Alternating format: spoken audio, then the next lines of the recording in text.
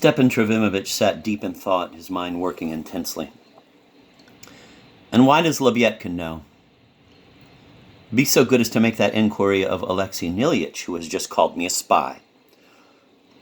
I am a spy, yet I don't know, while Alexei Nilyich knows all the innermost secrets and keeps silent, sir. I know nothing, or little, the engineer replied with the same irritation. You pour drink into Lebyadkin in order to find out. You also brought me here in order to find out, and to get me to say, so you are a spy. I've never yet poured any drink into him, sir, and he's not worth the money with all his secrets. That's how much he means to me. I don't know about you. On the contrary, he's throwing money around, though 12 days ago he came to beg me for 15 kopecks. He's pouring champagne into me, not I into him. But you've given me an idea, and if need be, I will get him drunk, precisely in order to find things out. And perhaps I will learn, sir. All your little secrets, sir. Laputin snarled back spitefully.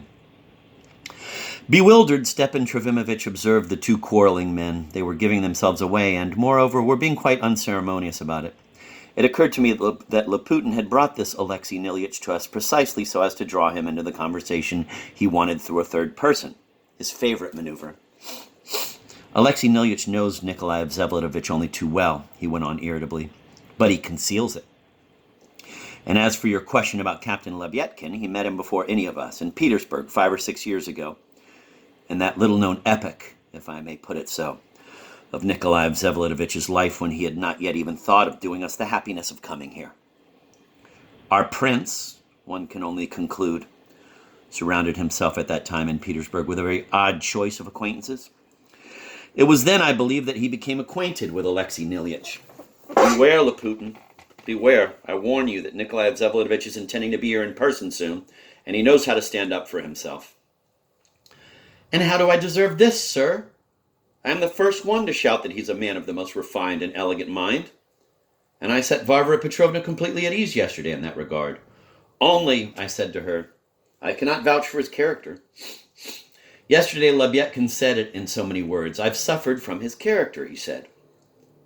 Ah, Stepan Trofimovich, it's fine for you to shout about gossiping and spying, and that, notice, when you yourself have already extorted everything from me, and with such exceeding curiosity besides.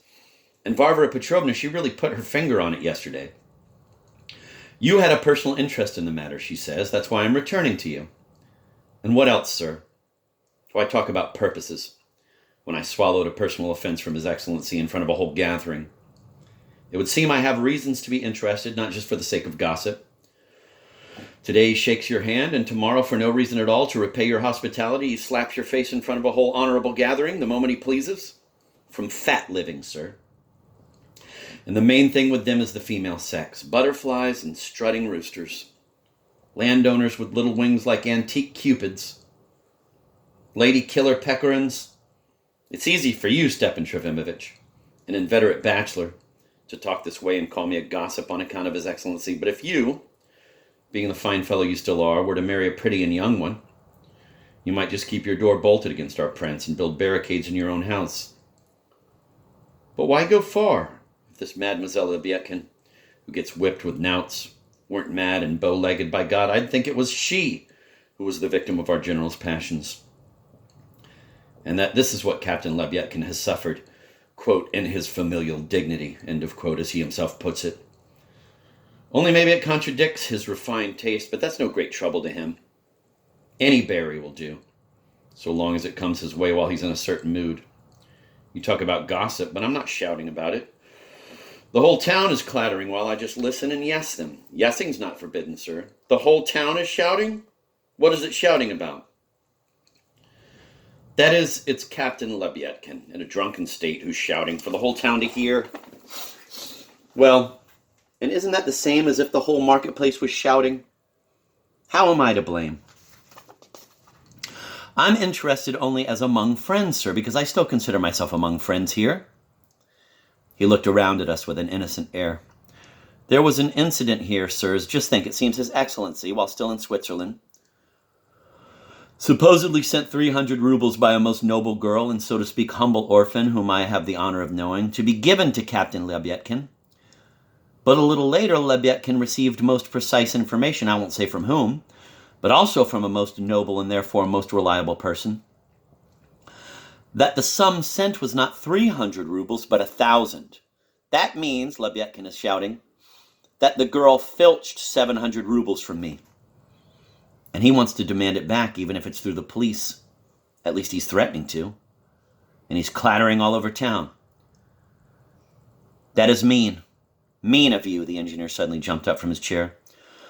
But you yourself are that most noble person who confirmed to Lebyadkin on Nikolai Vsevolodovich's behalf that it was not 300 but 1,000 rubles that were sent. The captain himself told me in a drunken state. That is an unfortunate misunderstanding. Someone made a mistake and it came out. That is nonsense and you are mean. But I also want to believe that it's nonsense. And I listen to it with regret because whether you like it or not, a most noble girl is mixed up. First of all, with the 700 rubles, and second, in some obvious intimacy with Nikolai Vsevolodovic. It's nothing for His Excellency to disgrace the mobilist girl or to defame another man's wife, just as in that mishap with me, sir. He'll come across some man full of magnanimity and make him cover up someone else's sins with his honorable name. Just the same way as I suffered, sir. I'm talking about myself, sir. Beware, Laputin. Stepan Trofimovich rose from his chair and turned pale. Don't believe it, don't believe it. Someone made a mistake, and Lebyadkin is drunk, the engineer exclaimed in inexpressible agitation. It will all be made clear, but I can no longer. It's baseness, and enough, enough. He ran out of the room. What's the matter? I'm going with you, Laputin, all aflutter, jumped up and ran after Alexei Nilyich.